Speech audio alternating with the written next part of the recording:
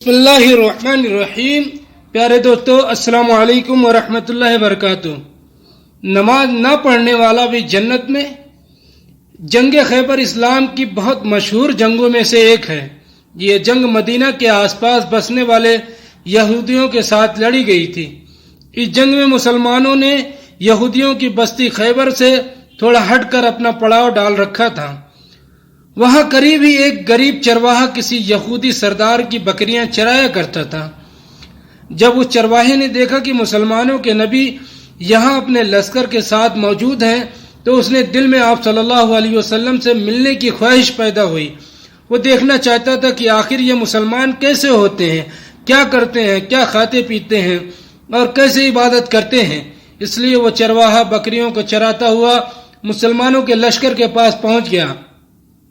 جب وہ مسلمانوں کے لشکر میں پہنچا تو اس نے صحابہ اکرام سے پوچھا کہ آخر تمہارے سردار کون ہیں اور اس وقت وہ کہاں ہیں؟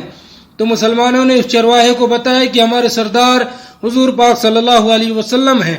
اور پھر صحابہ اکرام نے ایک خیمے کی طرف اشارہ کرتے ہوئے فرمایا کہ تم وہاں چلے جاؤ، ہمارے سردار اسی خیمے میں موجود ہیں۔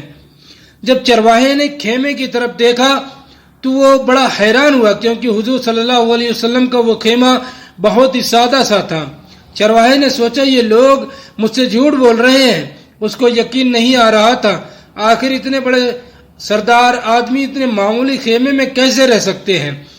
وہ تو بڑی شان و شوکت سے ٹھاٹ باٹ کی زندگی بسر کرتے ہوں گے۔ لیکن جب وہ خیمے میں گیا تو اس نے دیکھا کہ وہ خیمہ کھجور کے پتوں سے تیار کیا گیا تھا۔ پھر وہ چرواہا حضور صلی اللہ علیہ وسلم سے ملنے کے لیے خیمے میں داخل ہو گیا۔ اس نے نبی کریم صلی اللہ علیہ وسلم سے پوچھا کہ اے مسلمانوں کے سردار، آپ کس چیز کی دعوت دیتے ہیں؟ تو حضور صلی اللہ علیہ وسلم نے فرمایا کہ میں تمہیں صرف ایک اللہ کی عبادت کرنے کی دعوت دیتا ہوں، اس کے سوا کوئی معبود نہیں۔ چرواہے نے کہا کہ اے سردار، اگر میں اسلام قبول کر لوں تو میرا مقام و حیثیت کیا ہوگی؟ تو حضور صلی اللہ علیہ وسلم نے فرمایا اسلام قبول کر کے تم ہمارے بھائی بن جاؤ گے۔ آپ صلی اللہ علیہ وسلم کی ایسی بات سن کر وہ چرواہا بہت حیران ہوا، کیونکہ وہ اس وقت دوسری قوموں میں غریب لوگوں کی کوئی عزت نہیں ہوا کرتی تھی۔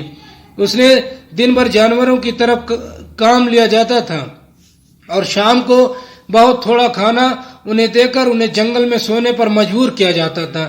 اس لیے جب حضور صلی اللہ علیہ وسلم نے اس چرواہے سے کہا کہ اسلام قبول کر کہ تم ہمارے بھائی بن جاؤ گے تو چرواہا بہت حیران ہوا کہ آخر اتنے بڑے سردار کا میں ایک غریب چرواہا کیسے بھائی بن سکتا ہوں؟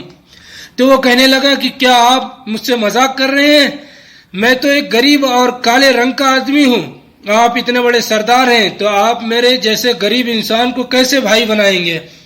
حضور صلی اللہ علیہ وسلم نے کہا کہ ہاں ایسا ہی ہوگا۔ آپ صلی اللہ علیہ وسلم کی باتیں سن کر اس چرواہے نے فوراً کلمہ پڑھ لیا۔ مسلمان ہونے کے بعد اس نے عرض کیا اے اللہ کے رسول، اب میرے لیے کیا حکم ہے؟ تو حضور صلی اللہ علیہ وسلم نے فرمایا کہ اے آدمی، تم ایسے وقت ایمان لائے ہو کہ نہ ابھی نماز کا وقت ہے کہ میں تم کو نماز کا حکم دوں اور نہ ہی رمضان کا مہینہ ہے کہ میں تم کو روزہ رکھنے کو کہوں، بلکہ اس موقع پر تو صرف جہاد ہی کے لیے تیاری ہو رہی ہے۔ اس لیے تم جہاد میں شامل ہو کر مسلمانوں کا ساتھ دو۔ حضور صلی اللہ علیہ وسلم کے کہنے پر وہ چرواہا مسلمانوں کے ساتھ جہاد میں شامل ہو گیا۔ اس چرواہے نے حضور صلی اللہ علیہ وسلم سے آ کر کہا کہ اے اللہ کے رسول، کیا آپ اس بات کی ضمانت دیتے ہیں کہ اگر میں جہاد کرتے کرتے شہید ہو گیا تو اللہ تعالیٰ میرے سارے گناہوں کو معاف کر دیں گے؟ تو حضور صلی اللہ علیہ وسلم نے فرمایا کہ ہاں، میں اس بات کی ضمانت لیتا ہوں کہ اگر تم دین اسلام کی خاطر جہاد کرتے کرتے شہید ہوئے تو اللہ تعالیٰ آپ کو ضرور جنت میں اعلیٰ مقام عطا فرمائیں گے اور اللہ تعالیٰ تمہارے کالے رنگ کو سفید رنگ میں بدل دیں گے۔ حضور صلی اللہ علیہ وسلم نے اس شخص سے کہا کہ پہلے تم ایک کام کرو کہ تم جس یہودی کی بکریاں لے کر یہاں چرانے آئے ہو، پہلے جاؤ اور اس یہودی کی بکریاں واپس کر کے آؤ۔ حضور صلی اللہ علیہ وسلم نے اس چرواہے کو بکریاں واپس کرنے کا اس لیے حکم دیا کیونکہ وہ چرواہا معاوضے کے طور پر ایک یہودی کی بکریاں چرانے کے لیے لایا تھا۔ آپ صلی اللہ علیہ وسلم سے مل کر وہ مسلمان ہو گیا، لیکن آپ صلی اللہ علیہ وسلم کا دشمن کے ساتھ بھی یہ معاملہ تھا کہ پہلے اس مسلمان چرواہے سے کہا کہ جاؤ اور اس یہودی کی بکریاں واپس کر کے آؤ۔ چنانچہ وہ مسلمان چرواہا جلدی سے اس یہودی کو اس کی بکریاں واپس کر کے آیا اور پھر جہاد میں شامل ہو کر شہید ہو گیا۔ جب جنگ ختم ہوئی تو آپ صلی اللہ علیہ وسلم نے صحابہ کرام کو ایک جگہ جمع ہوتے ہوئے دیکھا تو اس کی جگہ معلوم کی کہ آخر کیا بات ہے۔ تو صحابہ کرام نے عرض کیا کہ اللہ کے رسول صلی اللہ علیہ وسلم، اس جنگ میں ہم مسلمانوں کی طرف سے ایک ایسا انسان بھی شہید ہوا ہے جسے ہم میں سے کوئی نہیں جانتا۔ جب صحابہ کرام کو بتانے پر حضور صلی اللہ علیہ وسلم نے اس چرواہے کی لاش کو جا کر دیکھا تو آپ صلی اللہ علیہ وسلم نے صحابہ کرام کو بتایا کہ ہاں تم صحیح کہتے ہو کہ اس شخص کو تم میں سے کوئی نہیں جانتا، لیکن میں اسے جانتا ہوں۔ یہ وہ اللہ کا نیک بندہ ہے کہ جس نے اپنی زندگی میں نہ کوئی نماز پڑھی اور نہ روزہ رکھا، لیکن اس کی ضمانت میں لیتا ہوں کہ اللہ تعالیٰ اسے جنت میں داخل فرمائے گا۔ اس پر دوزخ حرام ہے اور میں دیکھ رہا ہوں کہ فرشتے اسے غسل دے رہے ہیں۔ دوستوں، اب تھوڑا سا اندازہ لگائیے کہ اللہ تعالیٰ نے اس چرواہے کو 1 گھنٹے کے اندر جہنم والی زندگی سے نکال کر جنت والی زندگی میں شامل کر دیا۔ نہ اس نے اپنی زندگی میں ایک نماز پڑھی، نہ روزہ رکھا، نہ کبھی زکوٰۃ دی اور نہ ہی کبھی کعبے کا طواف کیا، لیکن پھر بھی اللہ کے رسول صلی اللہ علیہ وسلم نے فرمایا کہ ہاں یہ بندہ جنت میں جائے گا کیونکہ یہ اللہ کی راہ میں لڑتے لڑتے شہید ہوا ہے۔ حضور صلی اللہ علیہ وسلم کی حدیث ہے کہ تمام عمل کا دار و مدار اس کے خاتمے پر ہے۔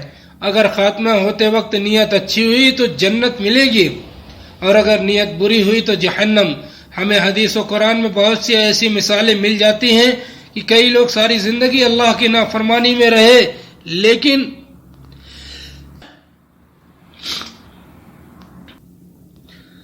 لیکن موت سے کچھ وقت پہلے اسلام قبول کر کے جنت میں جانے کے حقدار بنے، اور بہت سے لوگ ساری زندگی اللہ کی عبادت کرتے رہے لیکن موت کے وقت نافرمان بن گئے۔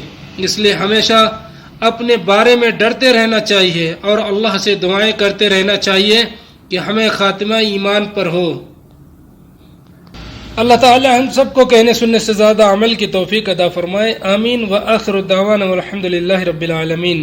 السلام علیکم ورحمۃ اللہ وبرکاتہ۔